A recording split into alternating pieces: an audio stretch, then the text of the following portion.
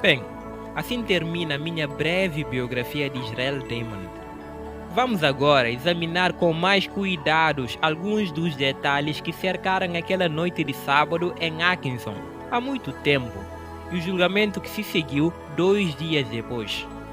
O contexto daquela noite incluía a passagem do tempo em 22 de outubro de 1844, quando Cristo não voltou como esperado pelos mileritas, quando algumas semanas depois, Ellen Harmon teve a sua primeira visão em algum momento de dezembro de 1844. Depois de confirmada a visão com o grupo de Advento em Portland, um pouco mais tarde, no final de janeiro de 1845, Ellen cavalgou em um trenó aberto com seu cunhado Samuel Foss, aproximadamente 30 milhas, 45 quilômetros mais ou menos, até a casa dele na Polônia, no Maine. Enquanto lá, Ellen levou quase 2 horas para compartilhar a sua visão, provavelmente na casa de John Maker. Voltando a Portland, em poucos dias, Ellen estava de folga novamente. Em visão, ela foi instruída a compartilhar o que lhe foi mostrado. A primeira oportunidade que se apresentou foi quando William Jordan e sua irmã convidaram Ellen para viajar com eles para Orrington, no leste de Maine. Jordan precisava devolver um cavalo ao seu dono, jovem pastor adventista chamado Tiago White. Aparentemente, Ellen juntou-se a Tiago e alguns outros que viajavam para Orrington, para Garland e depois para Exeter, realizando reuniões em cada lugar enquanto viajavam. Como observado anteriormente, foi em Exeter que Damon vivia e que Ellen Harmon e Tiago White o conheceram. Enquanto estava em Exeter, Ellen teve sua segunda grande visão, a visão chamada do noivo. Como já mencionado, foi essa visão que firmou Damon, assim como Tiago e Ellen, em sua crescente compreensão do significado do que havia acontecido em 1844. Foi também aqui em Exeter que Ellen se lembra de ter primeiramente denunciado alguns fanáticos. Mas a pergunta é, que tipo de fanatismo Ellen e Tiago enfrentaram não apenas em Exeter, mas também em outras partes do Maine durante esses meses que se seguiram? Como o propósito deste vídeo não é tratar do fanatismo em si, não vou me desviar muito, mas da perspectiva de Ellen, fanatismo incluía não trabalhar, rastejar, engatinhar, familiaridade indevida entre homens e mulheres, mesmerismo, lava-pés misturado entre homens e mulheres, beijar os pés, falsos visionários, tocar em fogões quentes para provar que você não seria queimado, e etc. Várias testemunhas de acusação no julgamento de Damon também incluíam como parte do fanatismo todo o lava-pés, beijo sagrado, rebatismo e gritos como parte da adoração. Como rastejar e engatinhar foram mencionados por várias testemunhas, deixe-me esclarecê-los brevemente. Bem, como parte de uma tentativa sincera de seguir as instruções de Cristo de que seus seguidores deveriam se tornar como criancinhas, após o desapontamento de 22 de outubro, vários mileritas no Maine, em vez de caminhar, começaram a rastejar por onde quer que fossem. Cyprian Stevens rastejou na frente de uma diligência cheia de passageiros. Os cavalos ficaram muito assustados, quase derrubando a carruagem. O motorista ficou tão zangado que entregou as cordas a um homem que estava sentado ao lado dele e pulou com um chicote e bateu no irmão Stevens. Um olho estava muito inchado e todo o seu rosto estava muito machucado, assim como todo o seu corpo. Em uma outra ocasião, um irmão estava rastejando na ponte da mesma aldeia. Um homem chamado Thurston agarrou pelos cabelos da cabeça e jogou por cima do parapeito da ponte com a intenção de jogá-lo nas rochas em águas profundas. Felizmente, ele foi salvo por um jovem que pegou Thurston pela cauda do casaco, dizendo: "Deixe-o em paz, ele está certo e não é da sua conta se ele anda ou rasteja." No verão de 1845, perguntaram a Ellen se ela achava que era seu dever rastejar. Ela falou-lhes claramente que não era seu dever rastejar. Assim que ela parou de falar, um irmão idoso que estava presente disse: se o homem foi feito para andar reto, a serpente feita para rastejar, por que imitar uma coisa que introduziu o pecado? Além de rastejantes, havia também falsos visionários. Deixe-me compartilhar apenas um incidente desta época a respeito de uma maneira prática que Ellen tratou de fazer com que o falso visionário saísse da visão. Muitos anos depois do evento, ela relembrou seu conselho. Pegue um jarro de água bem gelada, mas bem gelada, e jogue bem na cara dessa pessoa. Fazendo isso, ela vai sair disso bem rápido do que você pode imaginar. Quando foram pegar água, antes mesmo dela ser trazida, a visionária havia saído da sua suposta visão. Mas a grande questão surge: por que então que Ellen e Tiago estariam se encontrando e tentando ministrar a essas pessoas com visões tão estranhas e fanáticas? Bem, o fato é que esses eram os únicos entre os antigos mileritas que ainda colocaram qualquer validade na data de 22 de outubro de 1944.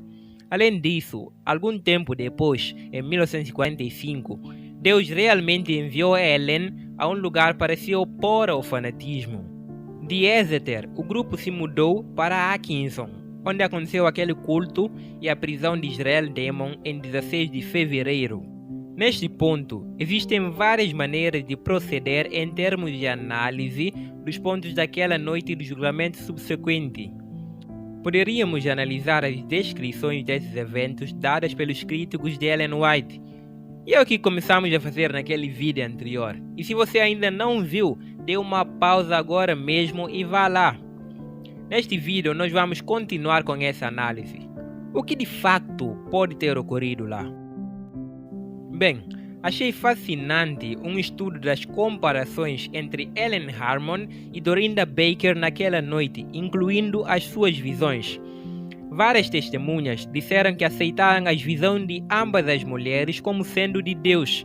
No entanto, parece-me haver algumas diferenças muito óbvias entre as duas mulheres naquela noite. Primeiro, várias testemunhas testemunharam que a reunião de sábado à noite foi realizada para que Ellen Harmon e Dorinda Baker pudessem relatar as suas visões. Segundo, várias testemunhas de defesa acreditam que as visões de ambas as mulheres eram genuínas. Terceiro, o conteúdo das mensagens de ambas as mulheres foi descrito por vários destinatários como correto. Quarto, ambas as mulheres caíram no chão ao entrar em visão. Quinto, pelo menos durante a parte da noite, as duas mulheres estavam deitadas no chão, mas as diferenças óbvias incluem: primeiro, onde ou como as duas testemunhas passaram aquela noite. Todos concordam que Ellen deitou no chão, enquanto Dorinda passou a noite em um cômodo no fundo na casa, embora antes ela também deitasse no chão. Segundo, as descrições das duas mulheres, embora tenham as suas visões, também se diferem. Ellen deitou-se no chão silenciosamente, onde poderia ser observada por todos. Dorinda, por outro lado, ficava parte do tempo em uma sala nos fundos, onde ela fazia algum tipo de exercício. Terceiro, embora várias testemunhas de defesa tenham testemunhado a sua crença em relação à genuinidade das visões de ambas as mulheres, é somente ao descrever especificamente as visões de Ellen que elas realmente atribuem suas visões a Deus. Bom, reconheço que este é um argumento no silêncio, mas acho curioso o facto de que ninguém faz tal observação ao tratar especificamente sobre as visões de Dorinda. Quarto, aparentemente, naquela noite, Dorinda Baker tinha apenas uma mensagem visionária. Era para Joel Dorr. Por outro lado, Ellen Harmon teria várias. Além disso, os propósitos das mensagens visionárias parecem ter sido um pouco diferentes. Sente-se uma urgência nas visões de Ellen que não parece estar presente na única mensagem de Dorinda para Dorr. Da mesma forma, ao olhar para o conteúdo das mensagens, todas as mensagens de Ellen envolviam alguns aspectos da salvação eterna de uma pessoa. Não é assim com a Dorinda. Ela parecia preocupada porque Dor pensava algumas coisas sobre ela. Quinto, enquanto Dorinda tenha sido descrita como envolvida em fazer barulho, beijar entre homens e mulheres, Ellen, por outro lado, ao falar dela, nenhuma testemunha a descreve como estando envolvida com qualquer das outras atividades fanáticas acontecendo naquela noite, incluindo gritar, rastejar, lavar os pés misturados, beijar os pés ou beijar os homens e mulheres. Essas são as principais semelhanças e diferenças que pude notar.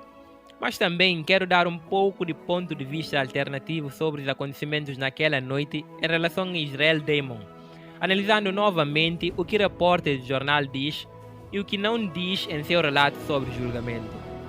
É lamentável que a transcrição completa do tribunal não tenha sido encontrada. Sem ela, nunca saberemos ao certo o que foi realmente dito pelas várias testemunhas.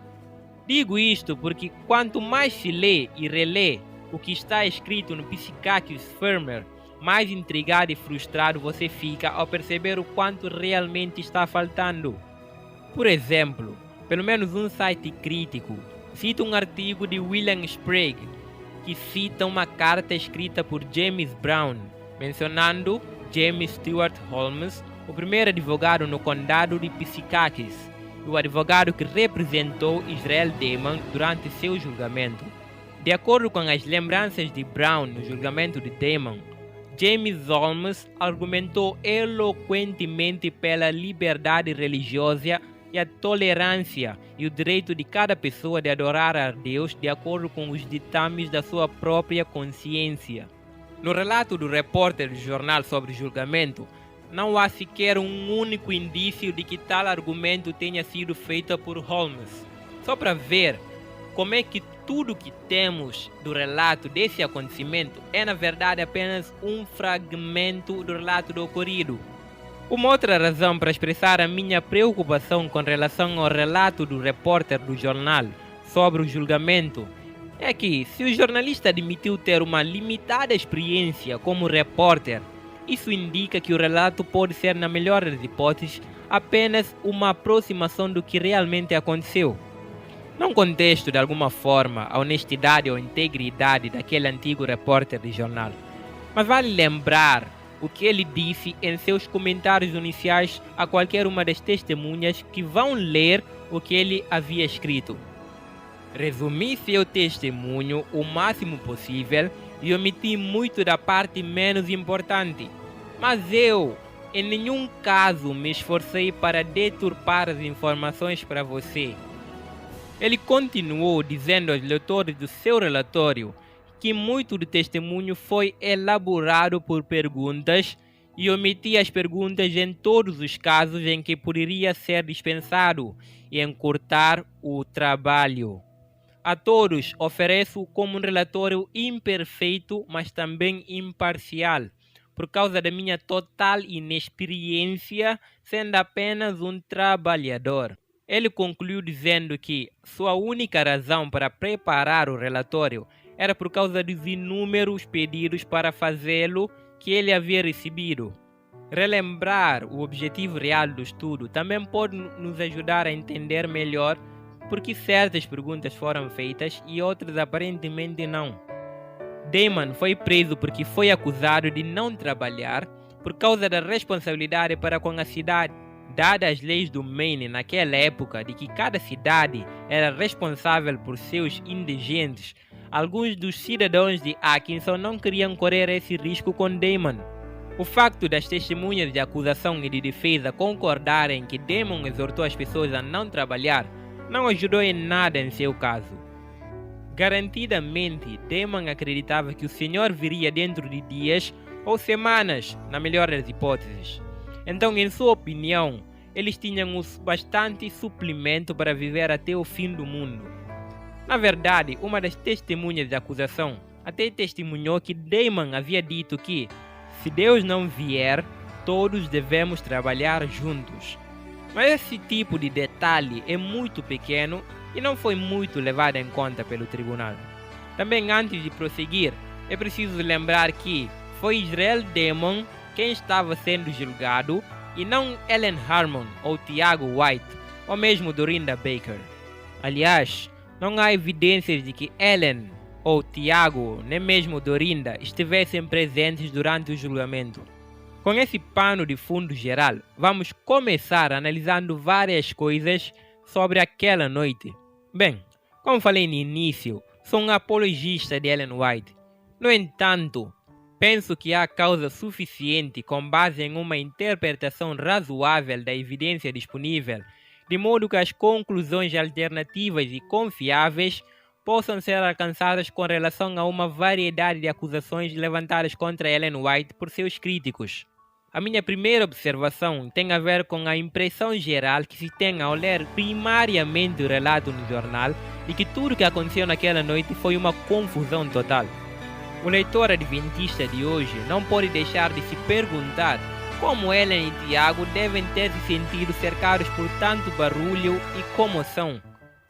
Com toda franqueza, o que aconteceu naquela noite provavelmente não soou tão estranho para Ellen White. Sua família era metodista, às vezes chamada de metodistas gritantes. Mais tarde, ela se lembraria de um incidente dessa época que envolveu sua mãe em Portland. Certa tarde, um oficial foi enviado para nos visitar, enquanto alguns dos nossos vizinhos levantaram as janelas para ouvir o que se vai a seguir. Papai tinha ido trabalhar e a nossa mãe foi até a porta. O oficial disse a ela que havia recebido reclamações de que perturbávamos a paz da vizinhança com orações barulhentas e às vezes durante a noite, e ele foi solicitado a cuidar do assunto. Mamãe respondeu que orávamos de manhã e à noite, e às vezes ao meio-dia, e que deveríamos continuar a fazê-lo. Ele disse que não reclamava da oração em si, e se houvesse mais na vizinhança até seria melhor. Mas, disse o oficial, eles reclamam de suas orações durante a noite. Foi-lhe dito que se alguém da família estivesse doente ou com problemas mentais durante a noite, era nosso costume pedir ajuda a Deus até encontrarmos alívio. Ela referiu-lhe ao nosso vizinho próximo que usava bebida forte. Sua voz era frequentemente ouvida, amaldiçoando e blasfemando contra Deus. Por que os vizinhos não mandaram um oficial até ele para acalmar a confusão que ele causa na vizinhança? Ele serve a seu mestre, nós servimos ao Senhor nosso Deus. Suas maldições e blasfêmias parecem não perturbar muito os vizinhos, enquanto a voz da oração os incomoda muito. Bem, disse o oficial, o que devo dizer a eles que você fará? Minha mãe respondeu, sirva a Deus, sejam quais forem as consequências. O oficial saiu e não tivemos mais problemas naquele trimestre. Porém, enfatizar os relatórios sobre o barulho daquela noite obviamente favoreceu aqueles que estavam no julgamento contra Damon. Embora pelo menos uma das testemunhas tenha declarado que a maioria das reuniões às quais ele comparecia eram mais barulhentas do que a de Damon naquela noite de sábado. O que é facilmente esquecido é que aparentemente não era barulhento o tempo todo. A testemunha de acusação, William Crosby, testificou: às vezes, todos falavam ao mesmo tempo, saudando o mais alto que podiam. Após a cessão do barulho, Damon se levantava e ficava mais notável. Outra testemunha da acusação testemunhou que, com todos sentados no chão, encostados uns nos outros, não parecia uma reunião religiosa. No entanto, quando foi interrogada, essa mesma testemunha admitiu que não havia nada de religiosidade, havia exortação e oração. Bem, parece que o Rodrigo Custódio esqueceu esse detalhe, mas fazer o quê? A testemunha Lawton Lambert, aparentemente a mais hostil das testemunhas da acusação, testemunhou: eles estavam cantando quando cheguei. Depois de cantar, eles se sentaram no chão. Damon disse que uma irmã teve uma visão para relatar. Uma mulher no chão, então relatou a sua visão. Bem, embora Ellen não seja nomeada aqui, pelo contexto, parece mais provável que ela seja a pessoa que Lambert estava descrevendo. Também outras testemunhas declararam expressamente que a reunião só estava sendo realizada naquela noite para que ela pudesse relatar a sua visão. Bem, Aqui está um dos momentos em que eu poderia desejar o relato mais completo das reuniões naquela noite. Embora ninguém possa adivinhar a partir do relato abreviado que temos de ler, Ellen pode muito bem então ter tomado algum tempo para contar a sua primeira visão recebida em dezembro do ano anterior.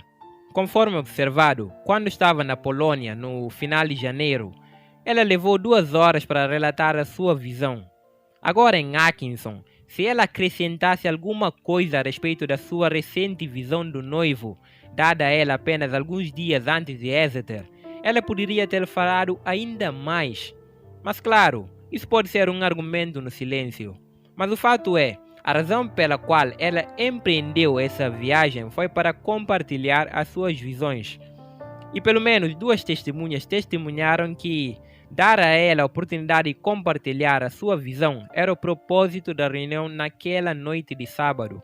Se alguém admitir a possibilidade de Ellen ter compartilhado a sua primeira visão, assegurando-lhes que a luz brilhante do clamor da meia-noite ainda era válida e que brilharia tanto no caminho quanto nas pessoas de Deus que estavam viajando pelo caminho estreito em direção à cidade santa de Deus, então algumas outras coisas que também aconteceram naquela noite se tornam mais compreensíveis.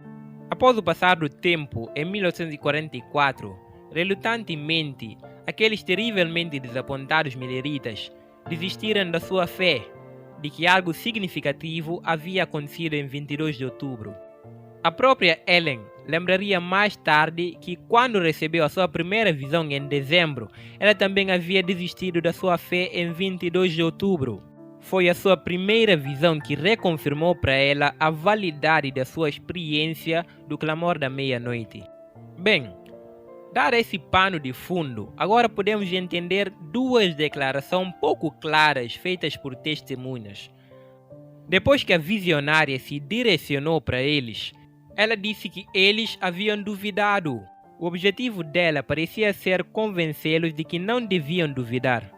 Visto que nenhum outro contexto é dado, só podemos imaginar que ela estava preocupada com a dúvida deles, que não era sobre a validade da sua visão, parece clara pelas declarações feitas pelas testemunhas que afirmaram inequivocamente sua crença de que as visões de Ellen eram de Deus. Na verdade, o próprio Joel Dorr foi um dos que declarou especificamente sua crença de que as visões de Ellen eram genuínas.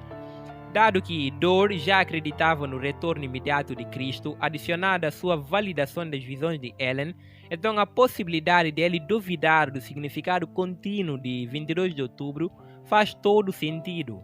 Era nisso que Ellen estava viajando, tentando encorajar as pessoas a manterem sua crença que algo realmente havia acontecido em 22 de outubro. A crença de que Deus ainda estava com eles em seu movimento, juntamente com a crença de que Cristo ainda viria a qualquer momento, possivelmente explica seu senso de urgência para o batismo. Afinal, se houvesse alguma chance de perder a vida eterna, o batismo certamente não aconteceria. Embora não tenhamos nenhum conselho escrito de Ellen White dessa época sobre seus pontos de vista sobre o rebatismo, mais tarde ela forneceu conselhos a respeito.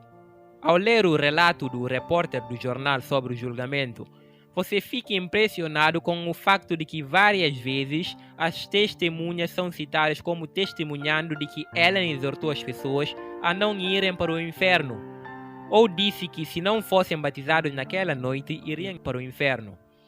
Como em nenhum outro lugar nos escritos de Ellen White a encontramos usando linguagem semelhante, é curioso se ela realmente o fez naquela noite. Na verdade, é altamente improvável que ela tenha feito isso, já que nessa época ela já havia desistido de acreditar em um inferno de fogo eterno.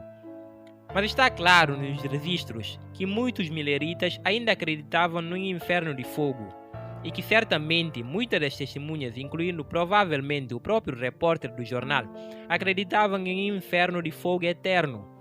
Curiosamente, o repórter cita uma testemunha que testemunhou ter instado outro homem a não se perder. A testemunha de defesa James Ayer lembrou de Ellen dizendo a Joel Dorr que ela estava angustiada por causa dele, estava com medo de que ele perdesse a sua alma. Dado este único exemplo de outras palavras mais brandas sendo usadas por Ellen naquela noite, é fácil ver como as declarações semelhantes de outras testemunhas podem ter sido mal interpretadas pelo repórter como significando de que ela disse que elas iriam direto para o inferno. Bem, provavelmente nunca saberemos com certeza o que Ellen disse naquela noite, mas as suas fortes declarações, conforme relatadas no jornal, são certamente inconsistentes com tudo o mais que sabemos da sua vida e de seus escritos. A preocupação com as pessoas perdendo suas almas é muito mais consistente com tudo o mais que sabemos sobre Ellen White. Outra coisa que provavelmente impressiona a maioria dos adventistas ao ler pela primeira vez o relato da reunião em Atkinson é que Ellen White foi descrita como estando deitado no chão durante uma visão. Bem, quando li este relato pela primeira vez, achei a descrição de Ellen totalmente oposta ao que eu imaginava, graças aos artistas que retratavam a posição dela durante uma visão. Em minha consciência, eu a vi andando por aí, ou possivelmente segurando uma Bíblia. Todas as coisas que ocasionalmente ela fazia enquanto estava numa visão. Mas certamente não a imaginei sentada em uma cadeira ou deitada no chão numa casa. No entanto, quanto mais eu leio, mais percebo que na maioria das vezes ela provavelmente estava deitada durante uma visão. De facto, Martha Amadon, filha de John Byerton, nosso primeiro presidente da Associação Geral, além de ser a nossa primeira professora da escola adventista e que possivelmente viu mais visões de Ellen do que qualquer outra pessoa além de Tiago White, recordou especificamente a posição de Ellen na visão como estando reclinada. Uma outra coisa que presumo impressiona a maioria dos adventistas é o facto de que alguns testemunharam que Ellen foi chamada de imitação de Cristo. Lembro-me de quando li o relato pela primeira vez anos atrás, embora várias das testemunhas de defesa negassem tê-la ouvido sendo chamada disso. Foi somente depois que tirei um tempo para ler cuidadosamente o relato do jornal que cheguei a perceber que foi apenas uma testemunha, Lawton Lambert, a mais hostil das testemunhas de acusação, que alegou que ela foi chamada de imitação de Cristo. Como os nomes de todas as testemunhas são novos para o leitor de hoje, principalmente para o leitor brasileiro não muito acostumado com os nomes americanos do século XIX, é muito fácil confundi-los sem analisá-los cuidadosamente. Também pode ser útil lembrar que Lambert foi a única testemunha a quem James Ayer, a pessoa em cuja casa a reunião foi realizada naquela noite, disse que se ele perturbasse a reunião, teria que sair. É óbvio, tanto pelo testemunho de Ayer quanto pelo testemunho de Lambert, de que ele, Lambert, foi visto como um potencial perturbador naquela noite. Na verdade, Lambert até testemunhou de que não tinha vindo para perturbar aquela reunião naquela noite. E quando eu afirmo que seu depoimento foi hostil em relação a Damon e a outros que estavam presentes naquela noite, acho que mesmo até Lambert concordaria. Ao ler e reler o relato do julgamento do jornal, me perguntei se, com todo o barulho relatado naquela noite, possivelmente Lambert pode ter ouvido Damon ou outra pessoa referir-se à visão de Cristo que Ellen teve. Ou talvez Lambert tenha pensado que Damon disse que Ellen apelou as pessoas a imitar Cristo. Obviamente, nunca saberemos o que o levou a dizer o que disse, mas sabemos que todos os outros que são citados especificamente como falando sobre o assunto, negaram que Ellen tenha sido chamada de imitação de Cristo naquela noite. Em vez de afirmar que Lambert estava mentindo, como os críticos se apressam a fazer com relação a Ellen White, prefiro pensar que ele ouviu mal o que foi dito. Antes de passar